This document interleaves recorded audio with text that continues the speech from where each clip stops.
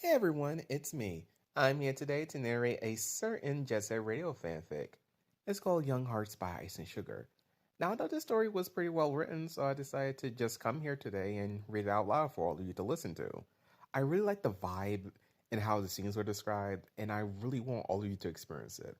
I'll read the chapters, there's only four of them. I'll read them one by one, provide some side commentary here and there, and at the end of it, I'll give you my general thoughts. So, without further ado, here we go. Chapter 1. The heat in the garage was unbearable. Everyone's cowering in the shade, trying to avoid the immense sun or sunbathing with virtually nothing on. Gum was one of those sunbathing. She wore the shortest dress known to humanity in a pearly white shade and had a huge pair of sunglasses on, covering her perfect blue eyes. Every guy in the garage was staring at her, and she knew they were. She could feel their beady little eyes peeping out from under the caps or shades, and she wasn't at all bothered. She knew having a perfect toned body paid off, not only for getting guys, but for seducing leaders of other gangs into revealing their secrets. This benefited the other members of the GGs too. Corn could often send her Corn would often send her to lure some unsuspecting noob of a leader into spilling everything they knew, although it pained him to do so. And she knew Oh, and she could tell it did. Everyone knew of Corn and Gum's past relationship. It was one of the most well-known love and heartbreak stories amongst the Rudies. When Gum broke up with Corn, DJ Professor K announced it on his pirate radio station, Jet Set Radio. And I just want to add that is so out of character. Why would Professor K expose Corn like that? Why would he put him on blast like that? That is just so embarrassing. That's so messy. But okay, I guess the story needs drama. No one really knew how that happened. They seemed so happy together, despite Gum's reputation for being a heartbreaker and Korn's commitment to the gang. Since then, Korn had dated only one other girl, and it only lasted a few weeks. Everyone knew it was his rebound relationship. Everyone could tell how hard he was trying to get over Gum, trying everything he could to wipe her from his mind, but it was no use. Gum, however, dated quite a few guys since the breakup. Never anything too serious or anything that lasted over a month. Everyone knew she just wanted sex, although Corn tried to put anyone who would listen straight. He swore Gum wasn't like that, and that she wouldn't sleep with any guy she didn't love. The proof, however, was far too obvious. On more than one occasion, the feisty teenager was seen entering private rooms with guys and then coming out half an hour later with her hair all messed up and her shirt clumsily buttoned up. Corn refused to see the obvious. It hurt him too much just to see her with another guy. They remained friends though, and she'd often ask him how his love life was. Usually he'd blankly reply, "Fine," whilst she yattered on about her current boyfriend. The sun was setting in the garage, and the Gigi's were relieved that the heat wave was over. Everyone wiped their shirts back on and came out from the shade, wondering what they should do for the night. It was then that Garam suggested that he went to a party. Now they had called it truce in most of the other gangs in Tokyo. They were able to throw bigger parties in more places. The most famous of all parties were the Rapid 99 street parties in the 99th Street. People from all over Tokyo would go there every Friday night and dance until dawn. Right there in the open, whilst the queens of the 99th Street led the dance from their very own palace, the tower in the center. When Garam mentioned a party, this immediately sprung to everyone's mind as it was indeed a Friday, and he had to make the most of the night as there would probably be a storm the next day thanks to the heat wave. Yo, how about we go and pay the queens of the 99th Street a visit? Combo's, oh shoot. I just gave Combo the most masculine voice ever. Yo, how about we go and play the queens of the 99th Street a visit? Combo suggested, although everyone was thinking it. You read my mind, bro. Gorum smiled. 99th Street, anyone? There was a positive sound of murmurs coming from the other members of the GGs. 99th Street it is. We leave in half an hour. While Combo and Garam were speaking, Korn sat alone on the couch, thinking about where he went wrong in his and Gum's relationship. It was her who ended it, but he had a feeling he had somehow caused it. Well, of course he caused it, he thought. How could he have? Gum was the most gorgeous Rudy in Tokyo, and to him in the world. When he was with her, he always felt inferior, like the beast in Beauty and the Beast. She always told him she loved him, that he was perfect in every way, and that she didn't deserve a guy like him. No, he thought, I didn't deserve a girl like her. Corn had grown up with Gum. She was his best friend as well as lover. They had never officially asked each other out, it just kind of happened. Corn's mind flashed to 2 years before, when it was just him and her in Roboy. Corn was sat Corn was sat on the edge of a skyscraper in the skyscraper district, watching the stars with Gum's head move resting on his chest. Although they were just friends at the time, they often sat this close. She loved having her head against his chest. She could hear his heartbeat beating faster and faster, while she whispered sweet nothings into her ear, and stroked her hair. He often told her about the stars and all the names, and during the day they lay watching clouds go by and guessed their shapes. This particular night was a full moon, and Gum lay on Corn's chest, staring at the silver orb. Corn, she whispered. He looked down at her and smiled. She said nothing else, but he knew what she meant. He wrapped his arm around her tighter as she slowly sat up to be face to face with him. I love you, Corn whispered. Oh my god. Gum smiled and held his hand as they kissed for the first time. Corn's memory flashed back, and suddenly he was sat back on a couch in the garage, and everyone was leaving for 99th Street. The leader reluctantly sat up and followed the others out of the garage. Chapter 2. Bursts of neon blinded the Gigis as they rapidly skated along the highway. Lime green and sickly orange light seemed to infect the air, almost polluting the very air the teenagers sucked in. The wild beat of the most experimental music in Tokyo seemed to collide with everyone's heartbeats. The constant thudding sped up, adrenaline rushing through the Rudy's veins like poison. They must be listening to Hariki Naganuma, I see. Rapid 99's Friday night parties were not for the weak, and only the most eccentric and flamboyant youths dared venture this far into the city at such a late time. Drag queens, hookers, prostitutes, and drug addicts were running riot. Okay. So I guess Jet Set Radio's in the ghetto now. This was their scene, and Friday night was the best night for business. Jet Set Radio was being played from every boombox in the street. I'm Not a Model blaring at full blast, making the very ground underneath the Gigi's roller skates shake violently like an earthquake. Every vibrant juvenile seemed to dance in time, making the pulse of the ground louder and harder, banging at eardrums and shaking bodies. Every new Rudy or country folk would find this spectacle sadistic and nauseous. But the Gigi's felt right at home. Garam and Combo took the lead, grinding gracefully down the spine of a stone dragon, which led them to the core of the bench. The other Gigi's followed, keeping close as to not get lost amongst the creatures of the night. Corn remained at the back of the team, the thumping music and the excited screams of youths as they had sex in the street was making his head drop. So they just full on having sex in public? What the hell? What the hell is going on? Oh my gosh. See, this fanfic is crazy, but that's why I love it. There was only one thing for it. I have to get a goddamn drink. After 5 beers, some cider, and a vodka shot, Corn was feeling much better. The air around Benton Tower stunk of cigarette smoke and weed.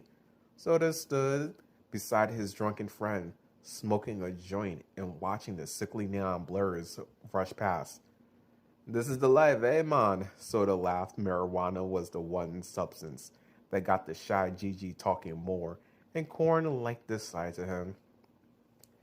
Yeah, never any worries on a Friday, Corn joked, scanning the crowd for anyone else he knew. His eyes stopped when he saw a familiar girl kissing a guy. It took him a few seconds to realize that he was seeing all the alcohol had take effect. It was Gum and Beat. The giggly teenager had a bottle of wine in one hand and a cigarette in the other. The redhead had his arm around her waist as they kissed passionately in full view of everyone. Soda paused to see what Corn was staring at and flashed the leader a synthetic look, which basically said, I know what you're thinking, man. Forget it. Corn laughed, not so convincingly. We broke up. I'm over it. She can shag whoever she wants to now. So decide, come on, I know you don't mean that. Anyway, Gum wouldn't do a thing like that. The two boys looked back over at the new couple to see Beat wrap a hand around Gum's exposed thigh and the other very close to her breast. Corn gave a hurt smile. No, of course you would. He laughed sarcastically and turned to go. Soda followed Corn all the way back to the empty garage. The leader collapsed on an old broken sofa, which was positioned on the top floor of the hangout, and his concerned friend slowly sat beside him.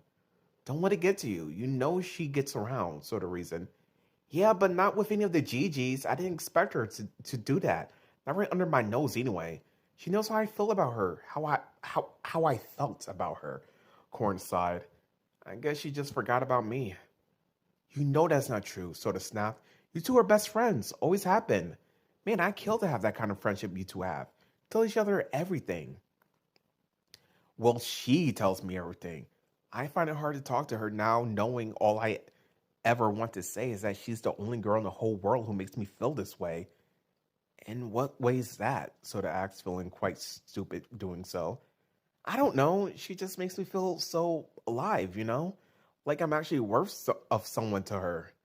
And that I've loved her for that I'm loved for who I am and not what I am. When we first made love, it was like we were the only people in the world and that nothing else mattered. His hands ran along her back, making shivers run up and down her spine. She slid off her loose satin blue dress and lay back as he trailed kisses along her neck and collarbone, making her tilt her head back with pleasure. Their lips met and they kissed, sliding their tongue into the other's mouth. And undressing nervously, he nibbled her lower lip as she slid off her panties and gripped his wrist, begging him to imitate her actions on himself. He obeyed. He sucked at her neck before planting kisses southwards, down her collar, over her breast, running her flat stomach before returning to her lips. My God, this story is getting zesty. Gum, are you sure you want to do this? He asked, hovering over her body, waiting for a response. Are you? She whispered, breathing heavily only inches away from his mouth. I am if you're sure you want to.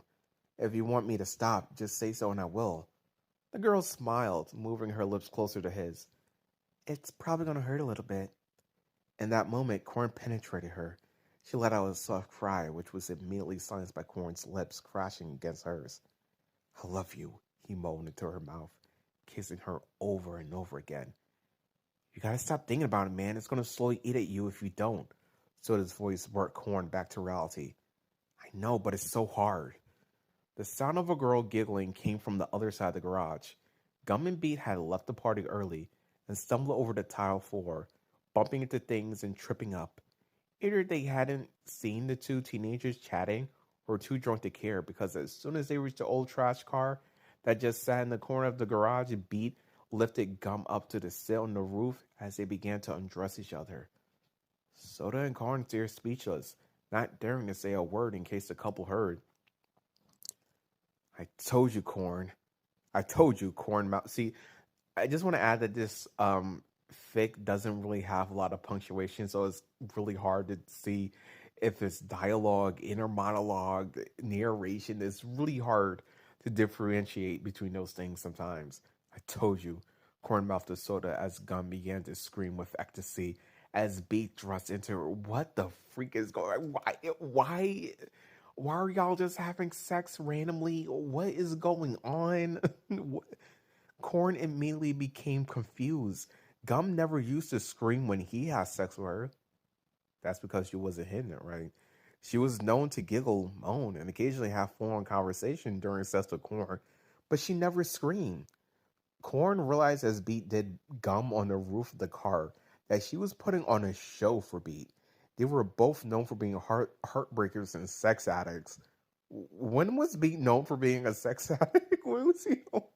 What the yo?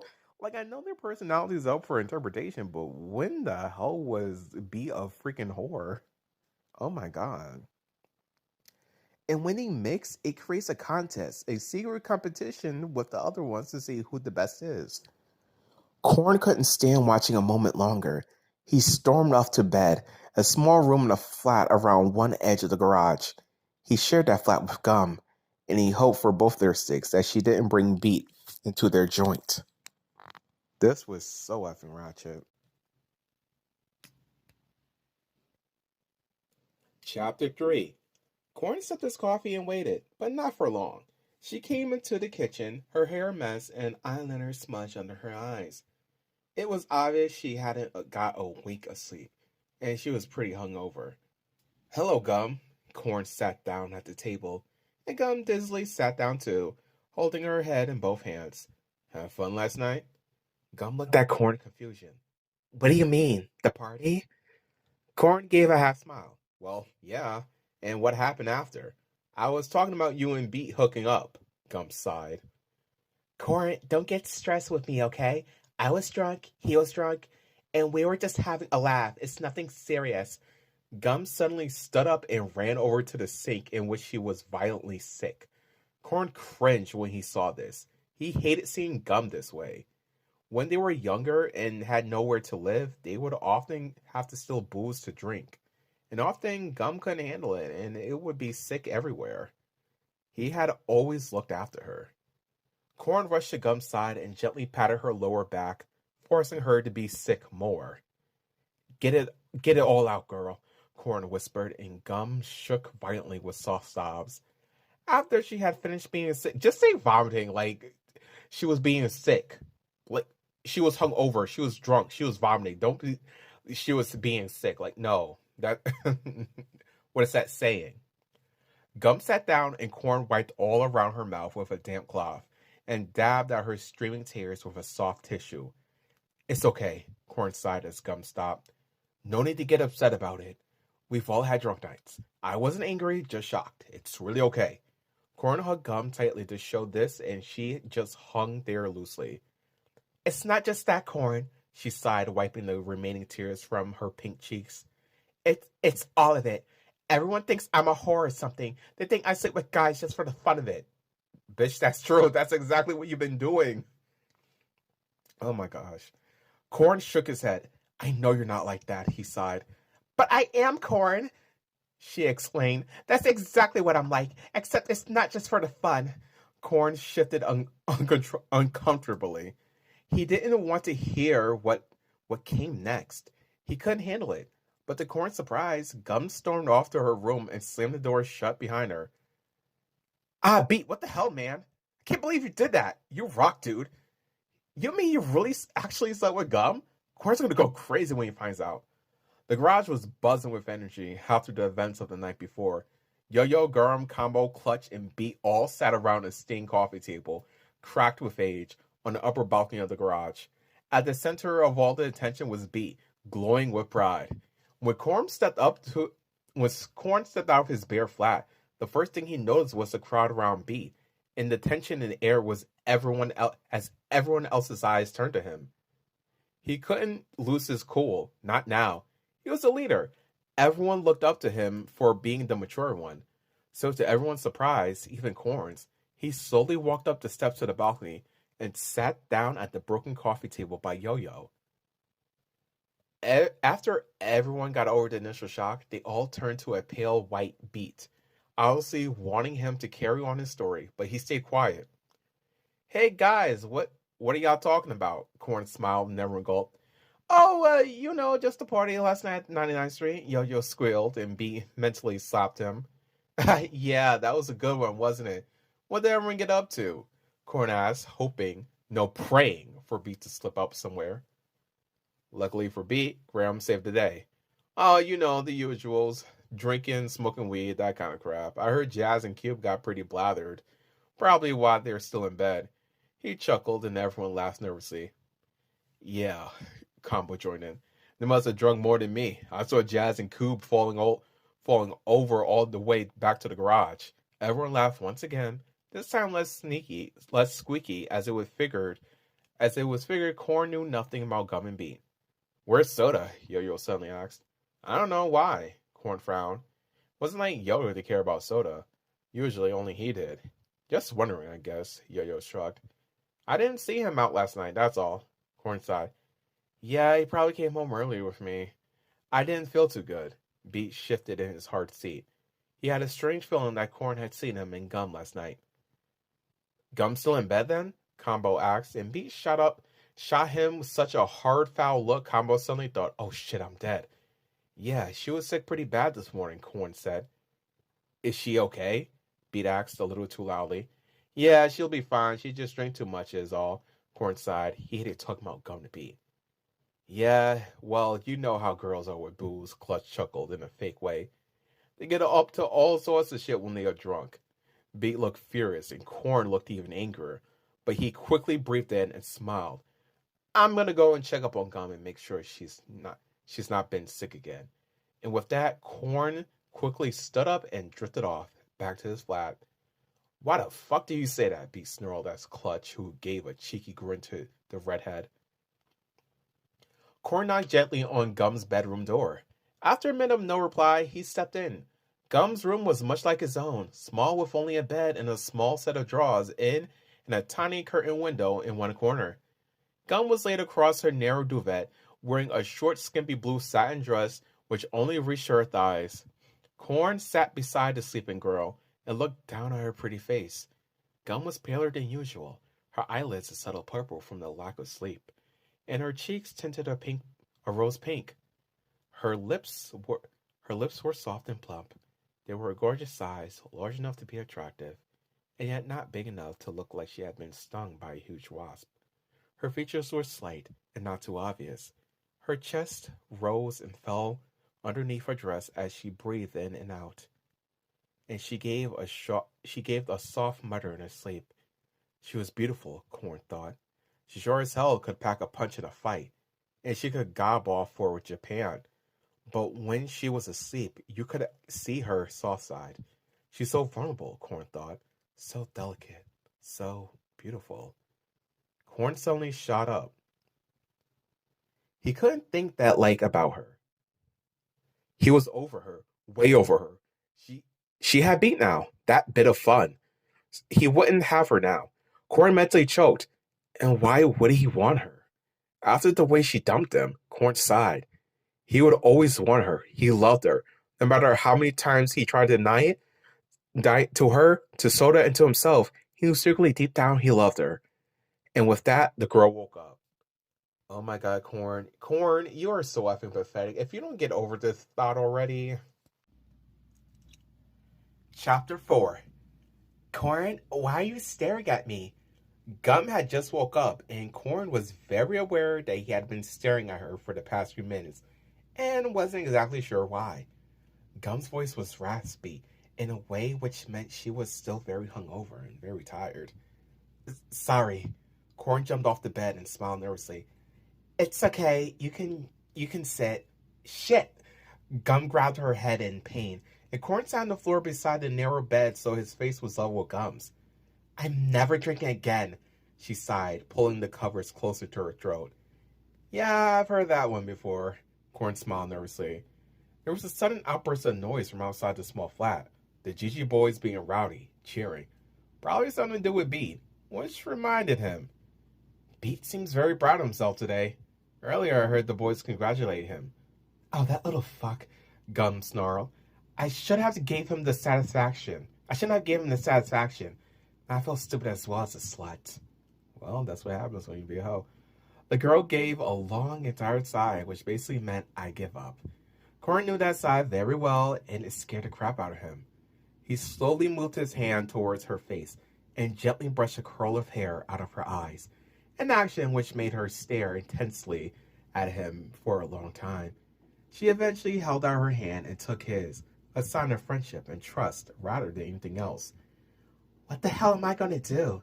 She muttered, her fingers tracing along Corn's gray knuckles, caressing the scars which ran the length of his hand, wounds from years and years of fights and homelessness and vandalism and abuse. I've really fucked up this time, haven't I?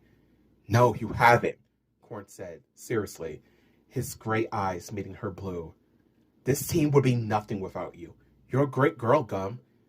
She couldn't help but notice the way he carefully chose his words, avoiding all the things he could have once called her. Beautiful, amazing, mine. Fuck beat. I already did. She's my group. Bitch, you're being messy now. Maybe you should get with him. Again, with seriousness embedded in his eyes. He honestly digs you. You'd be perfect together. That's right. Push her away from you so you don't have to keep lying to yourself. If she's someone else's, she can never be yours. Corn's mind told him that's a sensible thing to do. That's the kind of thing a good leader would do. The team comes first. Why are you blue balling yourself? Why are you trying to get your crush together with your, oh my god. Why? Why is this happening? Why are you getting your ex-girlfriend together with like one of your best friends?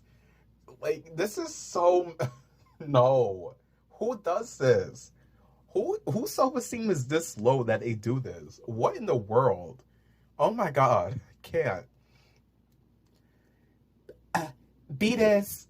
Gum's mouth twisted awkwardly, her tongue searching for a bad word to say against the redhead. But eventually her jaw relaxed and she sighed. He's an okay guy, I guess. Why do you want me to get with him? She let go of Corn's hand and mindlessly played with the bedsheets, twisting them and picking at them nervously. I just want you to be happy, and if that means getting with Beat, then that's what you should do. Corn smiled, hating himself as he said it, the words burning at his tongue and mouth and teeth like a scalding blister. Yeah, Gum said dreamily, staring at the bedroom ceiling, stained in gray. I guess you're right after all. Maybe I do like Pete.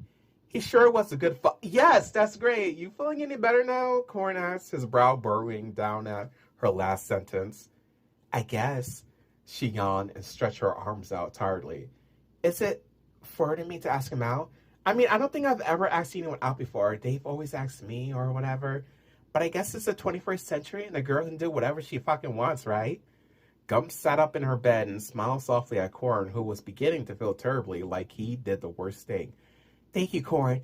You know you're my best friend. Not boyfriend, but best friend. And I know you only want what's best for me. You're sweet like that. She reached out and hugged Corn's waist, which was the only part she could currently reach being sat down. You're welcome, Gum, he smiled, not sure if what he did was to benefit her or him, and feeling extremely sick at the notion that what he did wasn't for his friend's best interest. Gum slid out of the bed gracefully and wrapped her arms around Corn's shoulders. He held her back awkwardly. She gave him a grin that would have once set his heart alight, but now only made him feel sad. You doing anything today? She smiled sweetly, adjusting her dress so it covered more of her pale flesh. Maybe go tag up the heist with Yo-Yo and Guram. And yourself? He smiled awkwardly, already knowing full well what Gum would be doing today if she had her way. Just stay and, her cheeks flushed a deep crimson, and she gave a small smile. That's if he says yes, which right now I don't know. Don't be stupid. Of course you still yes. You're beautiful, amazing, great. Good luck anyway. Not that you need it. He smiled, tapping her shoulder encouragingly. There was a time where he would have happily hit her shoulder with all his force, knowing that she would grin and hit him back playfully, probably tackling him to the ground on the way and kissing every inch of him before he had time to scream out. He sighed before making his way out of Gum's room and out of the small flat into the garage. The day had been a success in tagging terms. Corn, Garum, Combo, Cube, and Jazz. Once they had managed to crawl out of bed and take a couple of aspirin to stop puking. Oh, so now you can say puking, not more getting sick? Okay. Had managed to tag the whole the Heights and Chio Street without Poison Jam chasing them once. By the time they got back to the garage that night, fully supplied with takeaway pizza for the whole gang, they were positively beaming. All of them, that was, except for Corn, who was painfully aware that sat opposite of him was Beat and Gum cuddled up on a couch on the second level of the garage, his and Gum's usual hangout. And that is it. This story is only 4 chapters long. It hasn't been updated since 2010. From the author's notes, it seemed like they wanted to make more chapters, but if you've been reading fanfic, you know that fanfic writers are terrible at being punctual. So that means this fanfic is dead. There's no more updates. This is nothing. So I don't want to say it ends on a cliffhanger. It just ends anticlimactically. Like there's no resolution. The corn's I guess inner struggle. He never really comes to terms with the fact that he loses gum and that she's dating bait. Like there's no satisfying conclusion. Like he blue balled himself by saying like, yeah, you should totally hook up with B. It would be great for you. You two belong together. And I'll just be over here all alone. It's sad for no reason. It was stupid. But what did I think about the story overall? Well, besides from the lack of punctuation and grammar mistakes, I think it was fairly well written. It did give me the vibe of an urban fiction novel. I do like how it described the city of Jet Set Radio. Well, I think Shibuya. I'm pretty sure the game takes place in Shibuya.